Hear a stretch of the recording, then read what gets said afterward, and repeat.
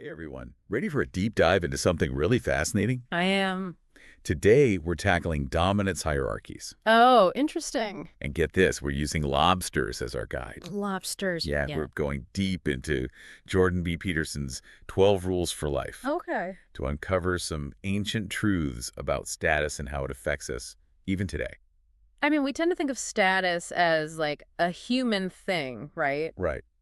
But Peterson uses lobsters to show just how far back this whole hierarchy thing goes, way back in evolutionary history. So, like, what's the connection with lobsters? Well, he explains that lobsters, kind of like us, are obsessed with territory. Ah, Like some people need the biggest house or the best parking spot. yeah. Lobsters, it's all about the best underwater real estate. Makes you wonder if we, like, inherited that drive for the best spot from way, way back. Right. It's like built into us. It's a fascinating idea. It's not just lobsters, right? Oh, absolutely not. Think about songbirds, like wrens. They fight like crazy over their nesting spots. They do. You know, I was reading about this wren who took over his neighbor's birdhouse just to eliminate the competition. Wow. So it's all about securing the best resources, the best chance of survival. Exactly. The lobster, or the wren, with the best territory wins, basically. It's like that pecking order with chickens, you know? Precisely. The top chicken gets the best food, safest spot, best chance of survival. And the losers? Well, not so much. Not so much, no. But speaking of lobsters and fights, did you know they have these, like, levels of resolving conflicts? Oh, really? Like, how many levels are we talking? 4. 4 levels. Wow, that's more complex than I imagined. It is. So what, like they start with a staring contest? Well, it starts with posturing, sizing each other up. Okay, Then they release these chemicals, like signals. interesting. If that doesn't work, then come the chases. Oh, wow. And then if they have to, they'll go all out, like claw-to-claw combat. Sounds intense. It can be brutal. I mean, sometimes they even try to rip each other apart. Whoa. But here's what I find super interesting. Peterson says that if a lobster loses a fight, its brain chemistry actually changes. It's true. Really? Yeah.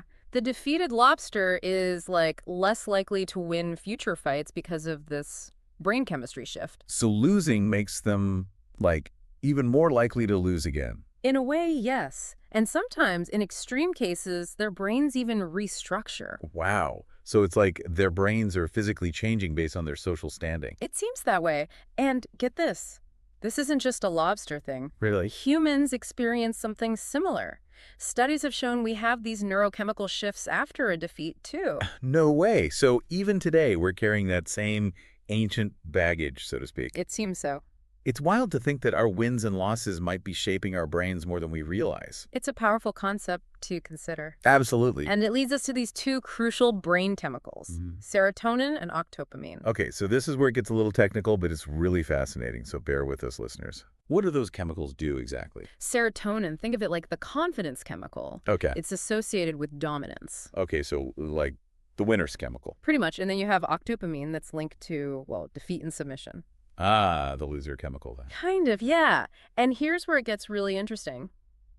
Antidepressants, like SSRIs, which affect serotonin in humans, Yeah. they've actually been shown to influence lobster behavior, too. Wait, seriously? Yeah, studies show that giving lobsters SSRIs can make them more likely to win fights. Whoa, that's insane. It really shows how deep this whole dominance thing runs. Absolutely. We're talking about mechanisms woven into the fabric of life going back millions of years. That's mind-blowing. It is, isn't it? So we've got ancient mechanisms, brain chemistry, and then you mentioned this idea of the principle of unequal distribution that Peterson talks about. What's that all about? It's this fascinating pattern, basically saying that a small percentage of any group accounts for a large portion of the outcomes. Oh, I've heard of that, like the rich get richer kind of thing. Exactly. But it's not just about money. Oh, okay. It's everywhere, from wealth distribution to scientific publications, music, book sales. Wow, so it's like a universal law almost. It seems that way. It even applies to the distribution of matter in the universe. Really, it's like this underlying principle of how things are organized. Precisely. It's even been called the Matthew principle, The Matthew principle. from that biblical quote. For to everyone who has, more will be given. And he will have an abundance. But from him who does not have, even what he has will be taken away. I remember that. Exactly. So how does this principle connect back to, our lobster friends and the whole dominance thing? Well, just like with money or publications, the winner in the dominance hierarchy, they reap the rewards. They get the best territory, resources, and, you guessed it, the best mates. Ah, the perks of being at the top. Right. So let's talk about lobsters and romance for a second. Okay. How does dominance play into mating? Well, female lobsters are attracted to the dominant male. Makes sense. We see this pattern in a lot of species, actually, even humans. Really, it's all about finding the strongest, most capable mate, right? In a way, yes. Dominance can signal things like health, access to resources, and good genes, which are all important for, well, successful reproduction. I guess if you're a female lobster looking to create strong offspring, you want the best dad, right? Exactly. It's like the lobster version of survival of the fittest. And it's like a marketplace. How so? Well, value is determined through competition. The lobster who wins fights, secures the best territory, shows off his strength.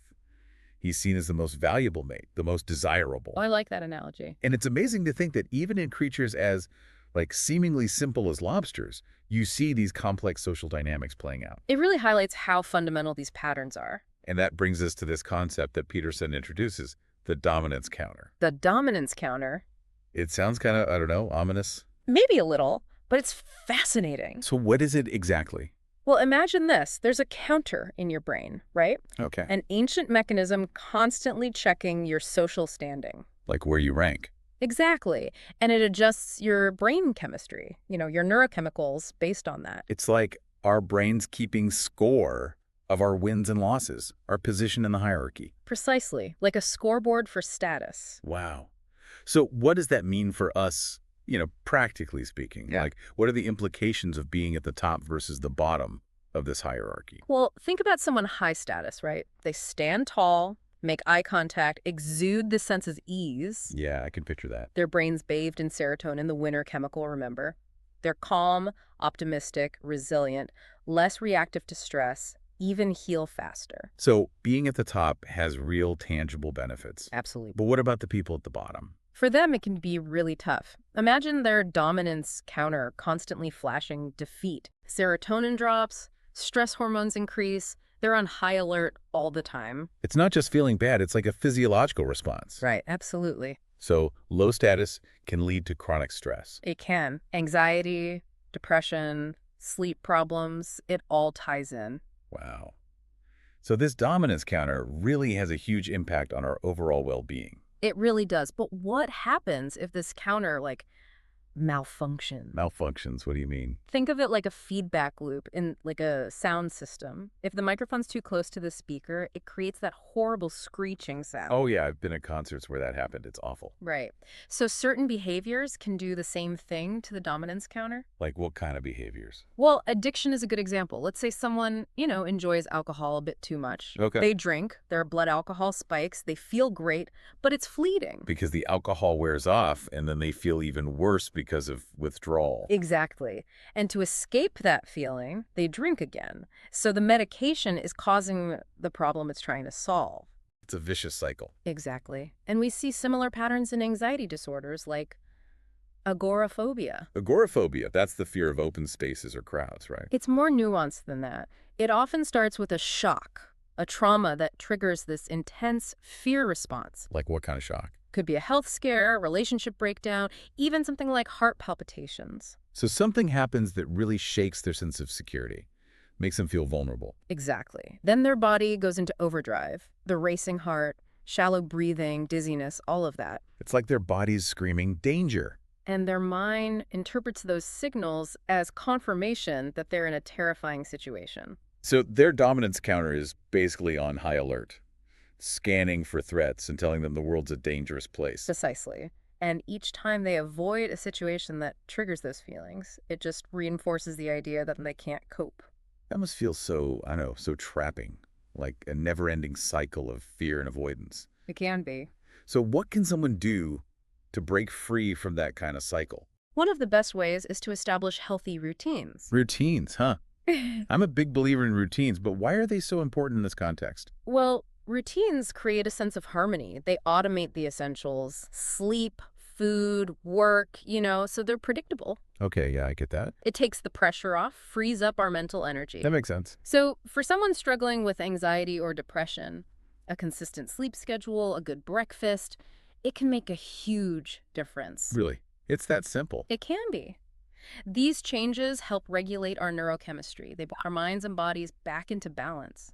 It's amazing how the basics can have such a huge impact. It reminds me, I always ask my clients, when was the last time you slept well and ate a proper breakfast? You'd be surprised how often those basic needs are overlooked. It's easy to underestimate the impact of those fundamental routines, but they're foundational, you know? They are. They allow us to access those higher cognitive functions, make better decisions, navigate life with more ease. So, okay, let's connect this back to the listener. How does understanding lobsters and dominance counters help them navigate their own life? What's the takeaway here? Well, it's about realizing that these ancient mechanisms are still at play, shaping our perceptions, our emotions, our behavior. Right. And by understanding them, we can make conscious choices, break free from those destructive patterns, and live more fulfilling lives. It's like understanding the software that's running our brains so we can be better programmers of our own lives. Exactly. We're not just reacting to circumstances, we're shaping them. I love that. But before we wrap up this first part of our deep dive, I have one more question. If these dominance hierarchies are, so ingrained, so ancient, even in our brain chemistry, can we even change our position? Ah, that's the big question. And thankfully, yeah, change is possible. Even lobsters who lost a fight, they could find their courage again and, challenge the hierarchy. So it's not a one-time deal. We're not stuck in one spot forever. Not at all. And with humans, it's even more complex.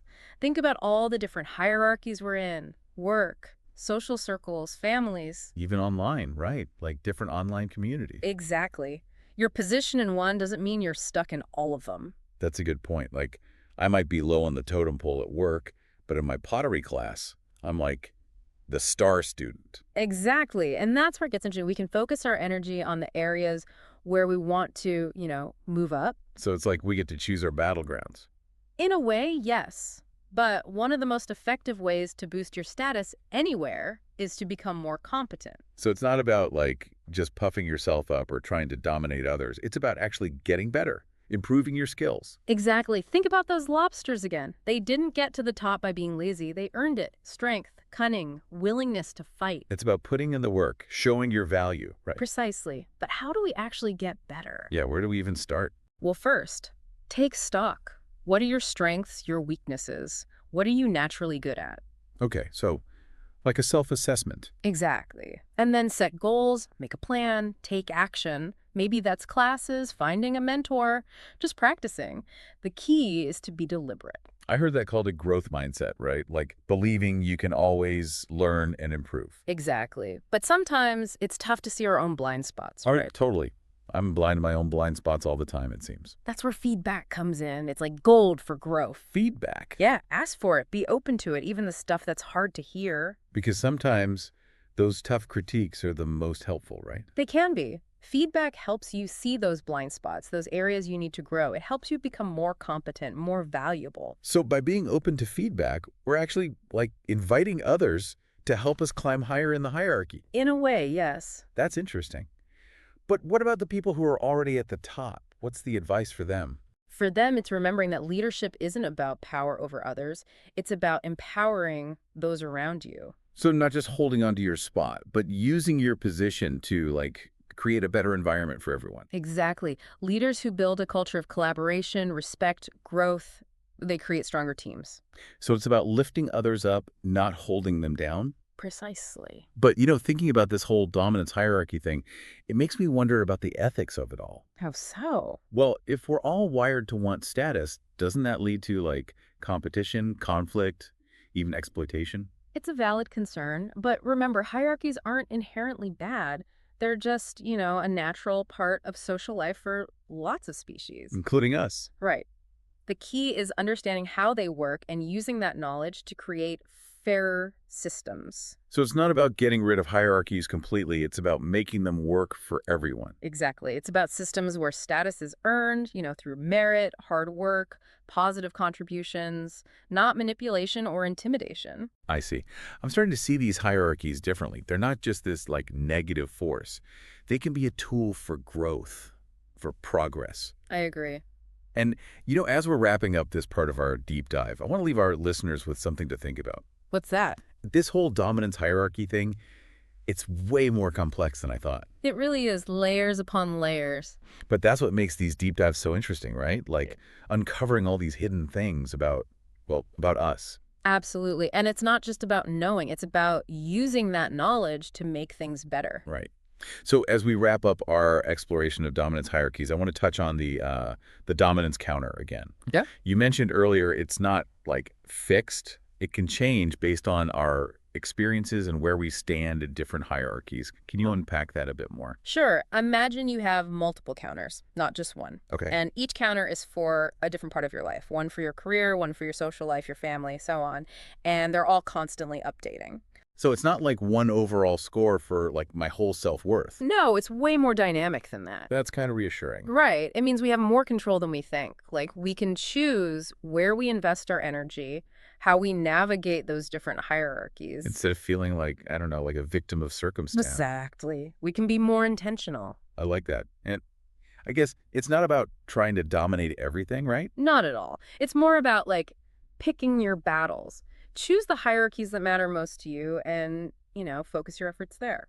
So focus on the areas where you want to, well, to excel. Exactly. But keep in mind, success in one doesn't always equal success in another. Like, you might be a rock star CEO, but, struggle with your personal It's relationships. true. It's like we all have our strengths and weaknesses. Yeah, Our status in one area doesn't define us as a whole person. exactly. It's about balance. Cultivating a sense of self-worth that's not tied to any specific hierarchy. It's like finding that inner confidence, that inner value, no matter what. Exactly. And that confidence, that's what helps you navigate all these complexities with grace and resilience. This has been honestly eye-opening. We've gone from lobsters to grain chemicals to, well, to the very core of social structures. It's amazing. I agree. It feels like I have a whole new lens to view the world through now. That's what we hope for. And remember, it's not just about knowing, it's about doing. Taking this knowledge and using it to empower yourself, make things better. Couldn't have said it better myself. So as we wrap up, I want to leave everyone with a little something to ponder. Okay, what's that? Think about all the different hierarchies you're a part of, right? Work, friends, family, even online. Where do you stand in each one? And more importantly, where do you want to stand? It's your life, your choices. Choose your battlegrounds, hone your skills, and remember, true confidence comes from within. That's it for this deep dive, folks. Go out there, stand tall, and create the life you want. Until next time, keep diving.